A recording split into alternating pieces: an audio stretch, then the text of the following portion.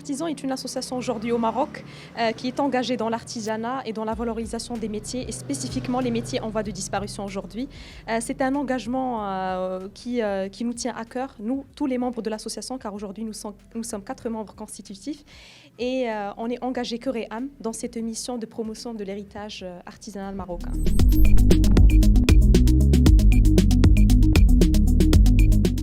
Les objectifs, ce sont vraiment connecter les artisans aux citoyens marocains qui sont aussi consommateurs.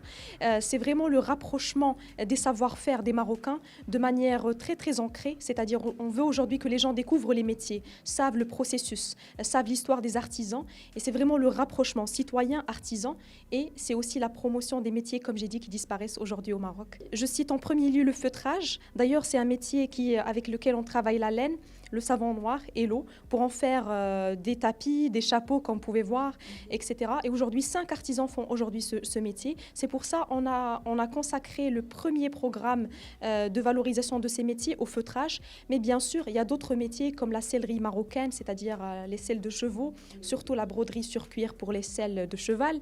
Il y a aussi ce qu'on appelle l'artisanat des os, c'est-à-dire la dam, qui est aussi un métier menacé de disparition au Maroc, comme aussi les instruments de musique à ma connaissance, la fabrication des instruments de musique.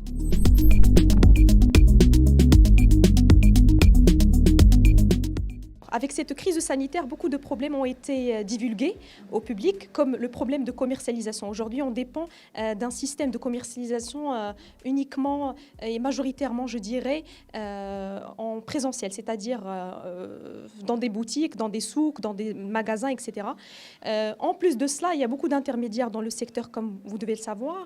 Et aujourd'hui, l'artisan souffre de cette incapacité d'avoir un canal de commercialisation et de distribution cross-selling, c'est-à-dire sur plusieurs plateformes, notamment les plateformes en ligne.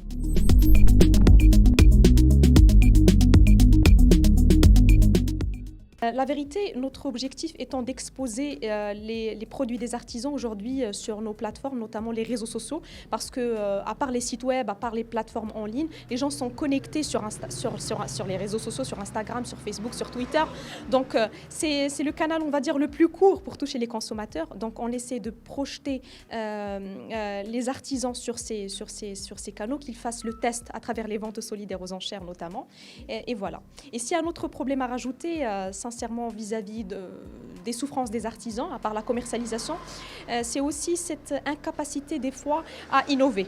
Pourquoi? Parce que l'artisan est tellement concentré sur vendre et liquider les pièces qu'il a fabriquées dans ce petit atelier que finalement, il n'a pas le temps de penser à de nouveaux produits qui vont attirer finalement des consommateurs qui sont aujourd'hui très exigeants et très branchés.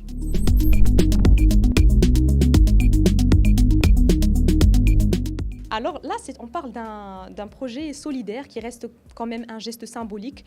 Nous nous sommes engagés à distribuer 101 paniers alimentaires d'une valeur de 500 dirhams à peu près aux artisans qui sont en arrêt d'activité. Là, c'est vraiment un geste juste pour soutenir parce qu'il y a des personnes qui ne produisent plus, qui ne travaillent plus à cause de la crise. Mais aussi, il y a aussi une cible d'artisans qui est vieille, des artisans vieux qui sont aussi en situation des fois de handicap. Et donc, ce sont des personnes qui ne sont pas dans la capacité de rester productifs.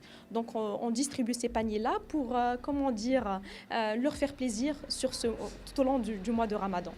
Et bien sûr, nous sommes fixés un objectif de 101 paniers, mais jusqu'au jour d'aujourd'hui, nous avons distribué 120 paniers et nous avons, Inch'Allah, cette semaine, une distribution de 80 paniers, ce qui va faire, Inch'Allah, 200 paniers, voire plus, on l'espère.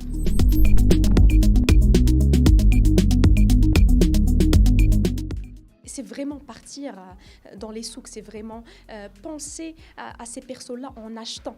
En achetant, c'est-à-dire peut-être changer nos habitudes de consommation au lieu d'acheter des ustensiles et des produits de grande surface et tout. On peut aussi équilibrer un peu nos modes de consommation et acheter un pourcentage, par exemple mensuel, annuel, des produits des artisans. Parce qu'aujourd'hui, les artisans sont là, ils sont dans les souks.